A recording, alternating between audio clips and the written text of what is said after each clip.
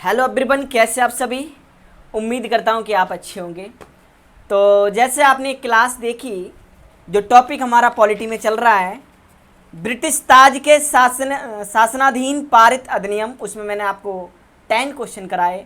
Next मैं आपको 10 question कराते हैं, तो आप देखिए और समझिए, और आपको सेशन अच्छा लगे तो आप ज़्यादा से ज़्यादा शेयर करें और लाइक करें।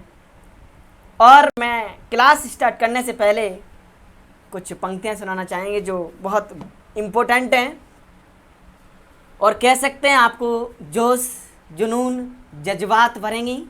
पंक्तियां ही कुछ ऐसी हैं, समझिए। देखिए,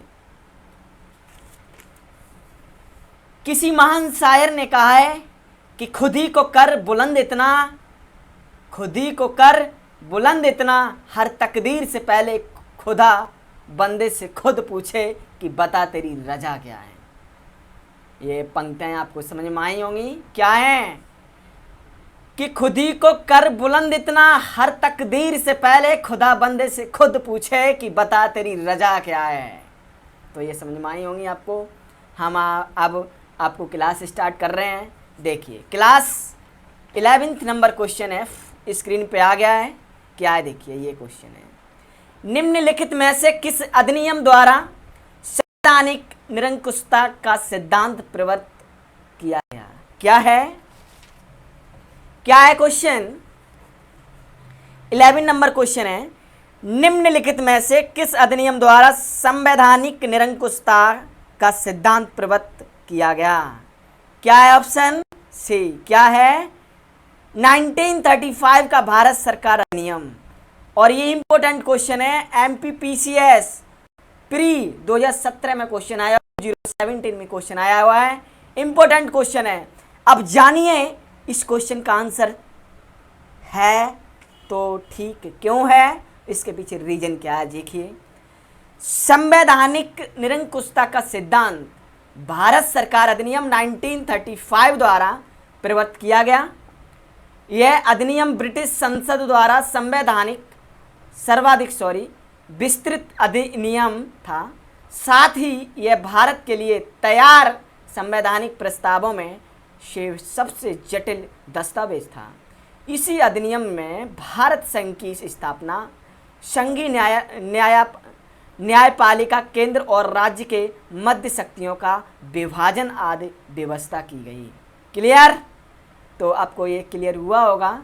क्या है, हम आपको जल्द से जल्द बताएंगे। क्या है, संवैधानिक निरंकुशता का सिद्धांत भारत सरकार अधिनियम 1935 द्वारा प्रवर्तित किया गया। यह अधिनियम ब्रिटिश संसद द्वारा सर्वाधिक विस्तृत अधिनियम था।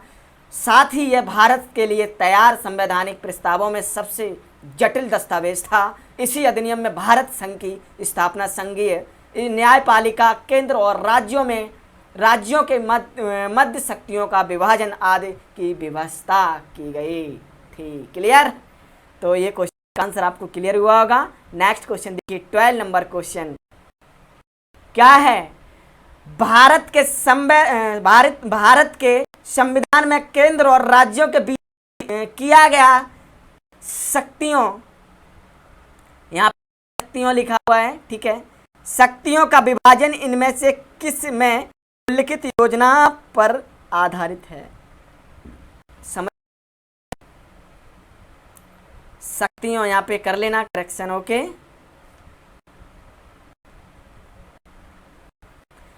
क्या है, भारत के संविधान में केंद्र और राज्यों के बीच किया गया शक्तियों का विभाजन इनमें से किस में लिखित योजना पर आधारित। क्लियर। और ये क्वेश्चन IAS प्री 2012 में क्वेश्चन आया हुआ है। इंपोर्टेंट क्वेश्चन है। क्या है, देखिए ये सी। क्या, इस क्वेश्चन का आंसर क्या है, भारत सरकार अधिनियम 1935, भारत सरकार अधिनियम 1935, इसका ऑप्शन सही है ये, और ये ऑप्शन सही है, इसका आंसर सही है। तो है क्यों, इसके पीछे रीजन क्या है वो आप जानिए, मैं आपको बताते हैं। ब्रिटिश शासन काल के दौरान 1935 का भारत शासन अधिनियम पारित किया गया, जिसमें केंद्र और राज्यों के बीच शक्तियों का बंटवारा किया गया था तथा राज्य में द्वैध शासन प्राप्त करके कर केंद्र में द्वैध शासन को लागू किया गया था। इसमें एक अखिल भारतीय महासंघ स्थापित करने का प्रावधान शामिल किया गया था। इस संघ का निर्माण तत्कालीन ब्रिटिश भारत के प्रांतों, चीफ कमिश्नर प्रांतों एवं देशी रियासतों से मिलाकर होना था, परंतु यह व्यवस्था लागू नहीं की जा सकी। 1935 के भारत सरकार अधिनियम द्वारा स्थापित होने वाले संघ में अवशिष्ट शक्तियां गवर्नर जनरल को प्रदान की गई थी। क्लियर? तो अब आप नेक्स्ट क्वेश्चन देखिए। मैं आप नेक्स्ट क्वेश्चन कराते हैं। ये क्वेश्चन तो आपको क्लियर हुआ होगा। नेक्स्ट क्वेश्चन देखिए, 30 नंबर क्वेश्चन क्या है देखिए। ऐसे एक भारत सरकार अधिनियम 1935 की मुख्य विशेषता में से नहीं थी। ये RAS RTS प्री 2016 में क्वेश्चन आया हुआ है, 16 में क्वेश्चन आया हुआ है। इम्पोर्टेंट क्वेश्चन है। क्या है? निम्न में से एक भारत सरकार अधिनियम 1935 की मुख्य विशेषताओं में से नहीं थी। कौन सी है वो देखिए। ये है V ऑप्शन। अवशिष्ट विषय प्रांतीय विधायिकाओं को आवंटित किए गए थे।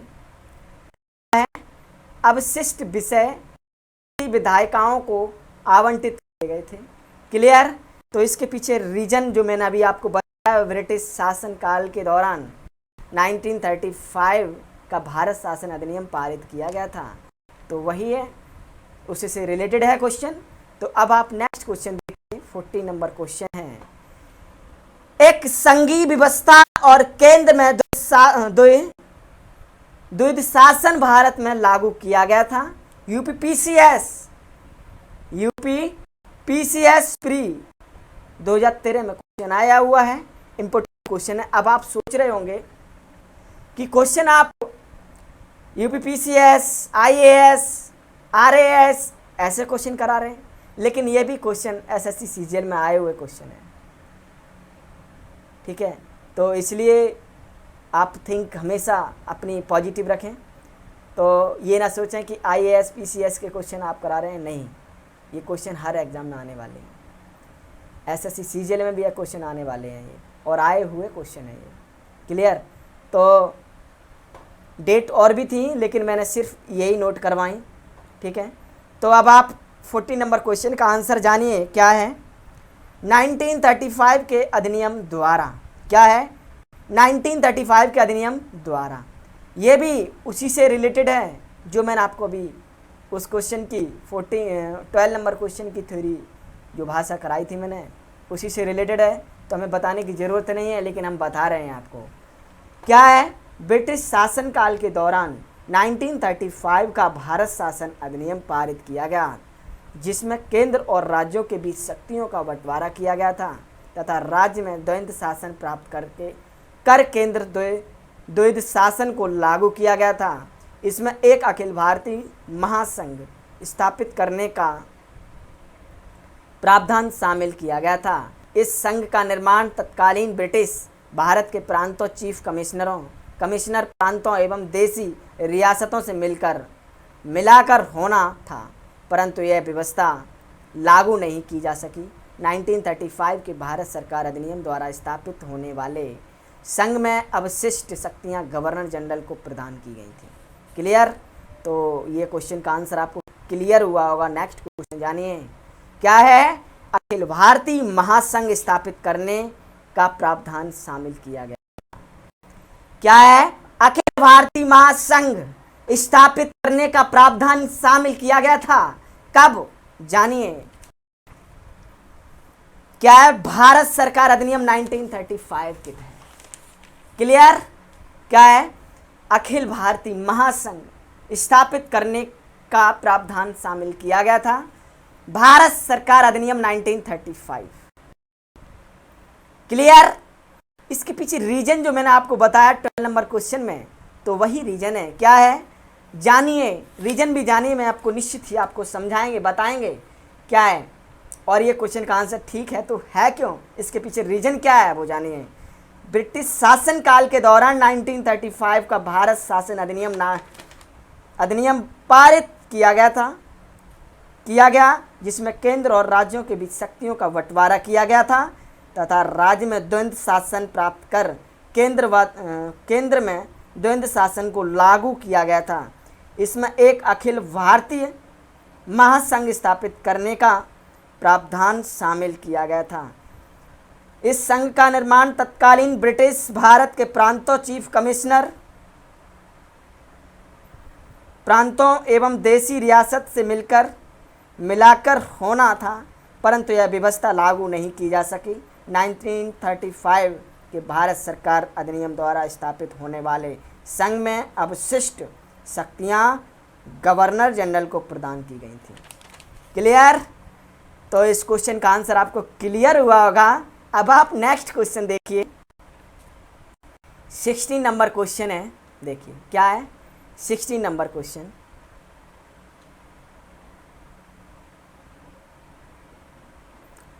निम्नलिखित में से किस एक अधिनियम ने भारत में संघीय शासन की व्यवस्था दी थी?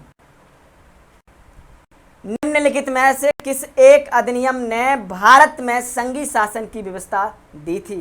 ये यूपी यूडीए आईडीए प्री 2010 में क्वेश्चन आया हुआ है, इंपॉर्टेंट क्वेश्चन है।